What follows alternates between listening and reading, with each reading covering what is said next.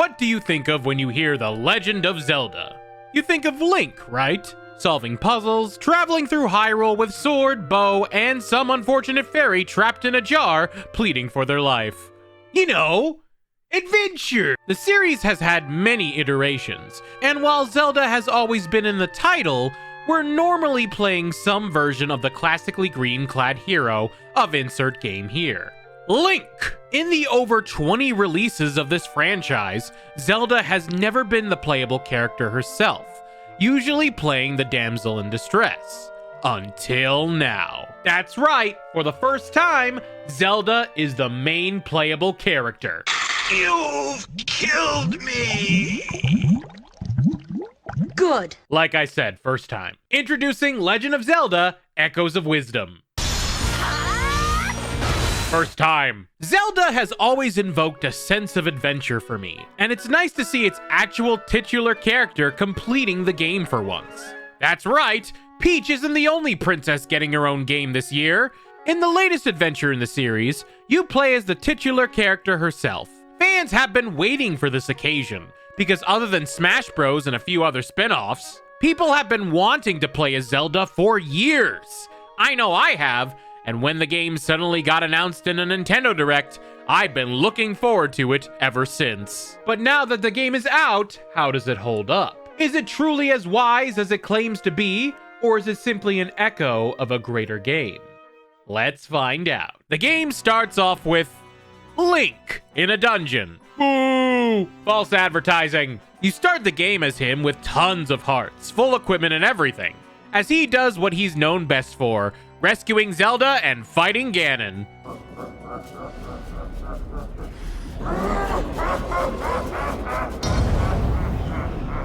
Well, that was a short game.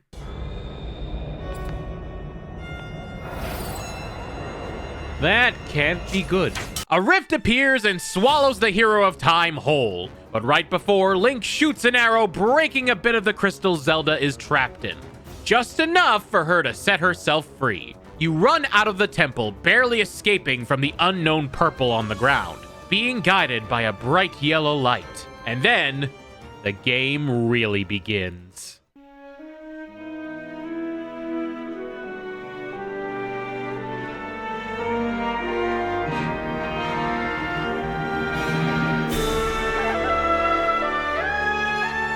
I always loved how Zelda games just give you a second to take everything in. Breath of the Wild and Tears of the Kingdom really go all out, but it's nice to see a bit of it in this game too.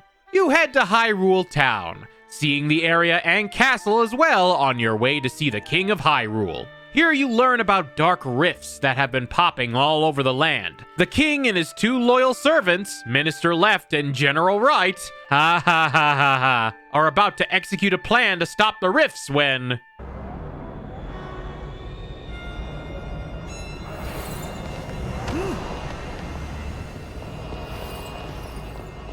That can't be good. They don't look happy to see us.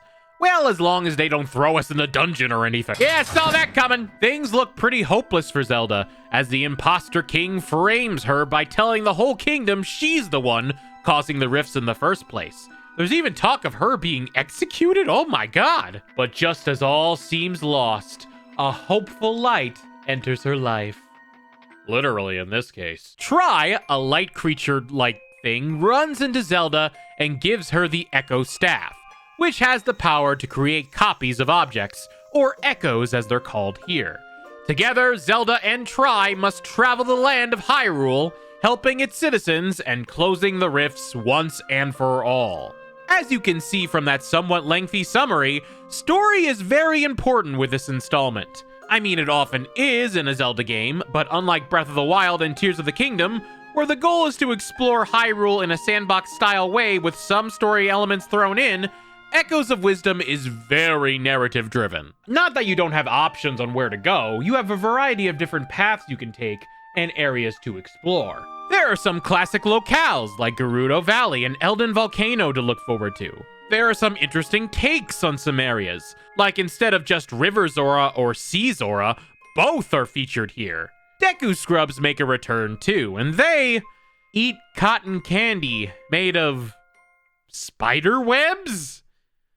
Ew. Echoes of Wisdom takes a pretty sharp departure that's both familiar and new for those who played the recent games.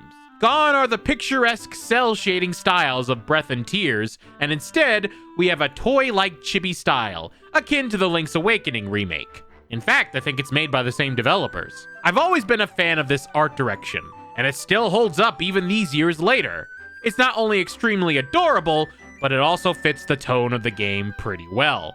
Sure, it looks cute and simple, but it does manage to capture the great story beats this game has. It makes me wish I had a diorama of the world of Hyrule, with all the characters in each area as toys. If I had $1 million, I'd make that happen. The frame rate can be a little weird, because the edges of the screen tend to do that thing that happens in Link's Awakening, where it switches between blurry and not blurry the closer you walk towards the edge of the screen. However, it didn't bother me then, and it really doesn't bother me now. But whether looking realistic, toy-like, or even cel-shaded, please bring Wind Waker to the Switch. Zelda, the locations, and everything you expect are all there. There are the classic Zelda staples: a ranch, Hyrule Castle, Kakariko Village, even the murderous cuckoos. How dare you attack me? I'm Princess Zelda! There's even a hometown for the hero. The only difference is that you get to see it more from Zelda's point of view, whether she be a princess or a fugitive. There's the King of Hyrule, the guards treat you differently since you're royalty, and it's just nice to see Hyrule from another perspective. I really like hearing how people talk about Link in this one. You learn more about his backstory from the townsfolk you talk to. Zelda and him don't really know each other much in this one, so it's nice to see her learning who this hero is, just like we are. And yes, Zelda is looking for Link this time around. There's a first time for everything. And in case you were wondering, yes, this does have the classic dungeons that Zelda is known for. Only, these take place in the Rifts. Basically, they're these dark realms frozen in time, where those sucked up remain stagnant statues, and the landmarks are broken and warped, giving off a kind of creepy vibe.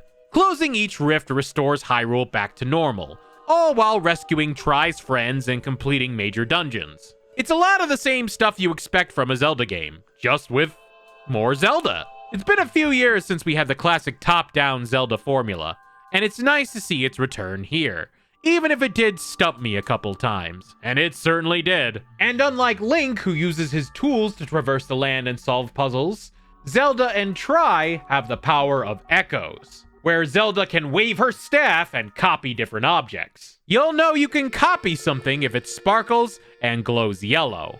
Shing, sparkle, sparkle. You can also use echoes to fight for you as well. Since Zelda doesn't have a sword or anything, you can't even whack people with your wand.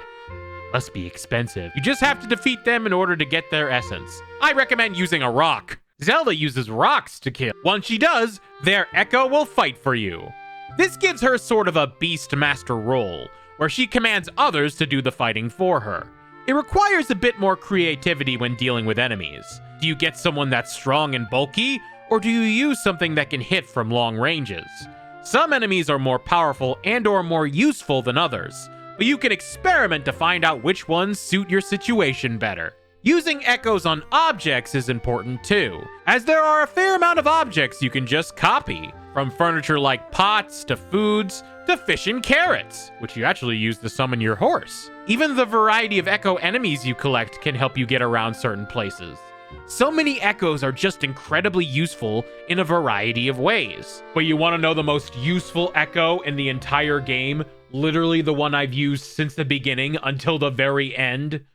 The bed. No, I'm not kidding. It truly is one of the most important items that I used throughout my entire journey, even at endgame. It can be used as a platform, a bridge, stairs. You can even sleep in it to gain back HP. It's so versatile. You can get upgraded versions of said bed, which does heal you more, but I still wound up using the first bed because you can stack a bunch of them to get as high as possible. I kinda love it. My favorite is Zelda taking a nap while enemies fight in the background.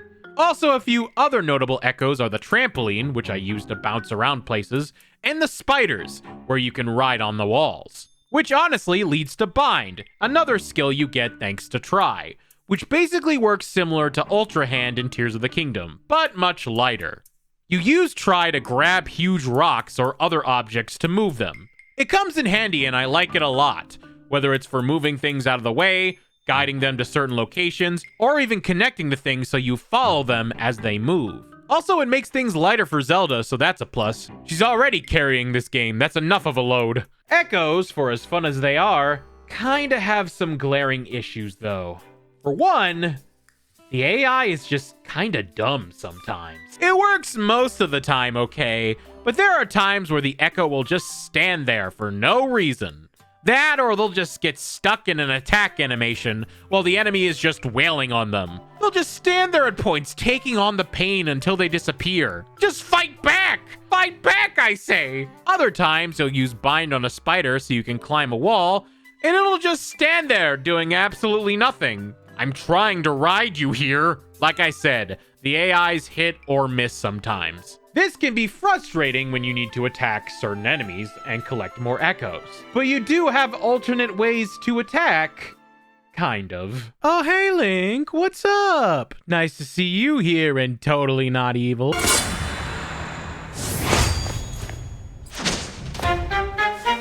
That can't be good. During the dungeons, there's an evil imposter version of Link. And once you run into him and beat him, you can slowly get the use of his powers, including his sword, arrows, and bombs. With the press of a button, you can turn into a blue version of the Hyrule hero. But there's a catch. There's a meter for hero power, and once it runs out, you turn back to normal Princess Zelda. It can be an easier way to attack than to summon echoes, but you also have to strategize how and when to use this power because it can run out. Still, I found myself using it a bit more than echoes when fighting. Not all the time, obviously, but when I got frustrated with echoes, wanted to just beat something real quick, or when I wanted to get the echo of a very powerful monster. It also doesn't help that the echo sorting system is similar to Breath of the Wild and Tears of the Kingdom, so it's very flawed. It's the same where you hit a shortcut to summon an echo, but like its predecessors, the more echoes you get, the more annoying it is to find the specific echo you're looking for. I get that there are over 100 echoes to collect, so it's a necessary evil to deal with.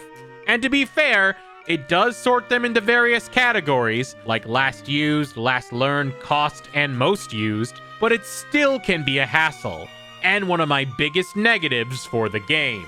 I know there really isn't much you can do, but even if you could just favorite your best echoes and access them on a wheel, similar to Animal Crossing New Horizons, it would have been a lot easier and quicker to navigate. But instead, they went the Tears of the Kingdom route when they really didn't need to. While this is a more traditional Zelda, there are a lot of mechanics from the open world games that stuck around too.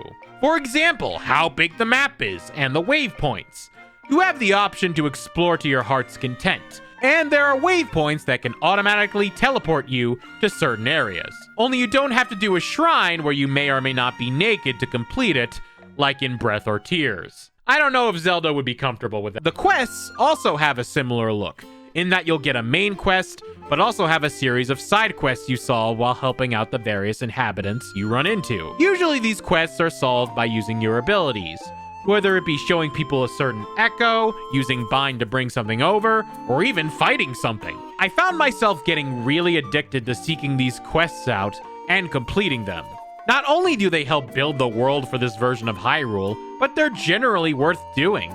They usually offer rewards like rupees, ingredients, or other helpful objects. Oh yeah, that's another similarity to Breath of the Wild and Tears of the Kingdom. While you can cook in those games, Echoes of Wisdom has a lighter system for smoothies, where you take two fruits and mix them together to form a magnificent drink. These drinks can have all kinds of benefits, like healing you or helping you breathe underwater, toughening your defenses, or helping you deal with the elements like heat or cold. There's even one that protects you from electricity. Shocking, I know. There's all sorts of smoothies you can create, so be sure to make them all. And yes, just like the mistake dish you can make in Breath of the Wild and Tears of the Kingdom, you can make an unfortunate smoothie here too. Just look at how sad Zelda is when she makes it.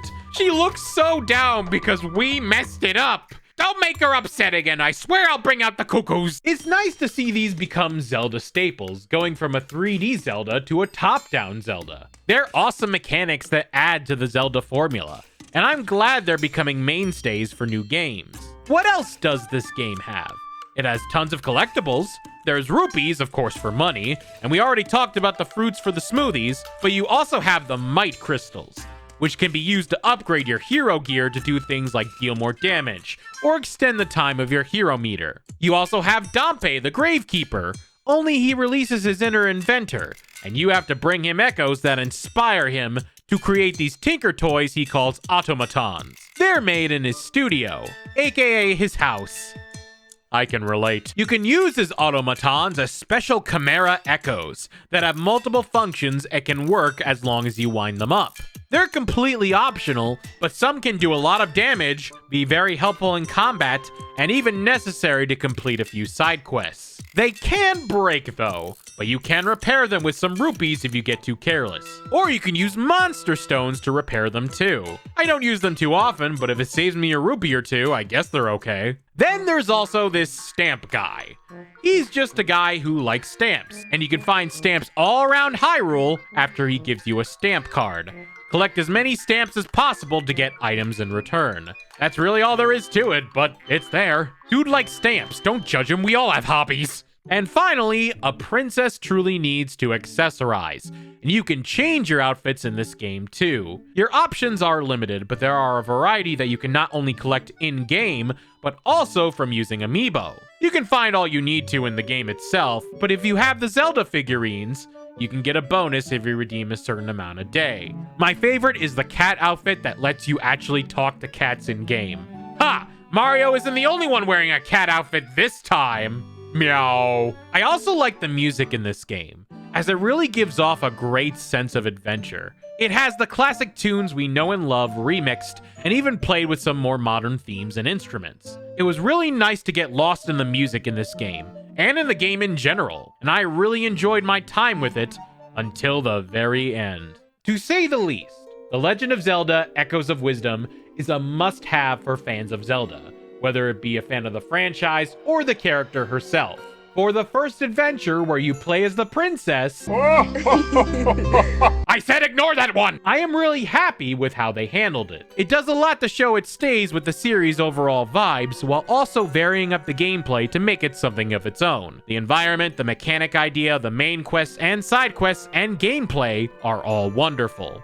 It's not perfect, as the echo sorting system isn't my favorite, and the AI can be a bit finicky, but it's not a deal breaker for me. And I think it can serve as a great entry point for the series, while paying plenty of fan service for longtime players. Easily one of my favorite games of the year, and I recommend it to everyone who wants to play some classic Zelda with a fresh new idea. Purchasing Legend of Zelda: Echoes of Wisdom is truly a wise decision. Alright, I'm hungry. Anyone else want a smoothie? Thank you so much for watching all the way to the end. If you like what you saw, be sure to hit the like button, leave a comment, and check out my other videos too.